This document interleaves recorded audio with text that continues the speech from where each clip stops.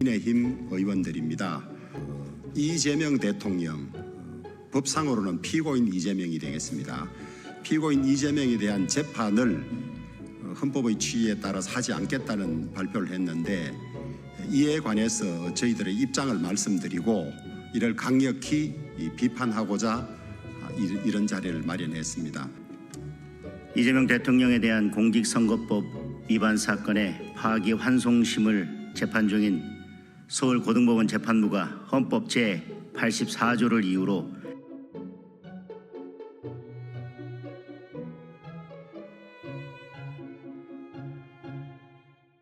기일을 변경하고 추후 지정한다고 결정을 했습니다. 사법부가 정치 권력에 굴복해서 사실상 이재명 대통령의 임기가 끝날 때까지 재판을 진행하지 않겠다는 뜻을 밝힌 것입니다. 이제 이재명 대통령에 대한 나머지 형사 재판도 진행되지 않을 가능성이 높아졌습니다.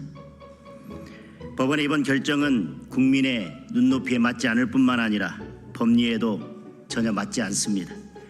여론조사 결과를 보면 여전히 다수의 국민들은 이재명 대통령에 대한 재판은 계속되어야 한다고 응답하고 있습니다.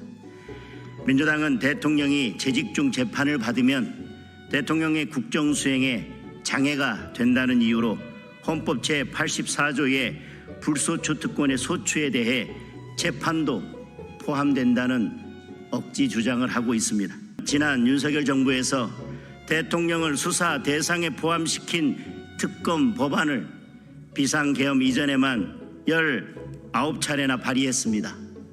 심지어 대통령 당선인 시절에 이미 2건의 특검법을 발의하기까지 했습니다. 논리는 헌법 제84조에 규정된 불소추 특권의 소추는 기소만 의미할 뿐 수사는 포함되지 않는다는 것이었습니다. 대한민국의 근간을 이루는 헌법이 한 사람을 위해 마음대로 해석되어서는 안 될 것입니다. 특히 최고 권력자인 대통령의 형사처벌을 막기 위해 대통령 한 사람에게 특권을 주는 방향으로 해석돼서는 더더욱 안 될 것입니다.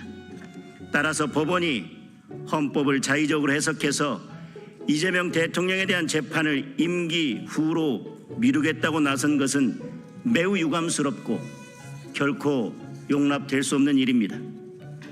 같은 논리로 헌법을 개정하지 않고 헌법 제84조를 입맛대로 해석해서 이재명 대통령에 대한 모든 형사 재판을 중지시키겠다는 형사소송법 개정안도 명백히 위헌입니다.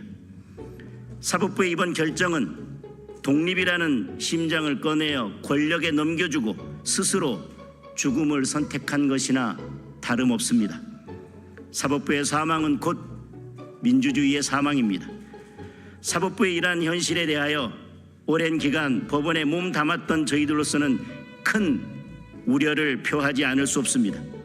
이제라도 법원은 이재명 대통령에 대한 공직선거법 위반 사건의 재판을 다시 진행해야 합니다. 그리고 나머지 형사 재판도 중단 없이 진행되어야 합니다. 국민이 이재명 대통령을 선택한 것은 당당하게 재판을 받고 본인이 강조해온 것처럼 국민 앞에 떳떳하게 무죄를 증명하라는 명령인 것입니다. 이재명 대통령도 민주당도 그리고 사법부도 국민의 명령을 따르기 바랍니다.